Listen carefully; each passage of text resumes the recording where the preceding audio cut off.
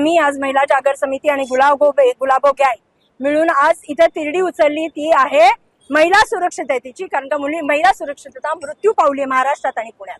आणि एसटी महामंडळ झोपलंय, लिटरली गांजा मारून झोपलेले आहेत ते। त्यांना काही देणं घेणं नाही तर काय चाललंय, अवैध व्यवसाय चाललंय, पोलिसांवर बिल फाडतात, लाज नाही वाटत? तुमची सुरक्षा काय करते? आता काय प्रत्येक गाडीला एक पोलीस ठेवायचा का काय? निर्लज्जपणे बोलतात हे लोक, हे नेते। आणि गृहराज्य मंत्र्याचा तर कठीणच आहे, तो जड बुद्धी आहे, त्याच्या मेंदूला लकवा मारलाय असंच मी म्हणेन।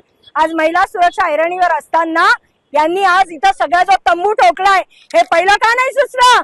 रिकामा गाड्यात अवैध धंदे कशा चालतात? दारू, पत्ता, ड्रग, वेश्या व्यवसाय कुणाच्या संमतीने? अय सगळं रॅकेट आहे।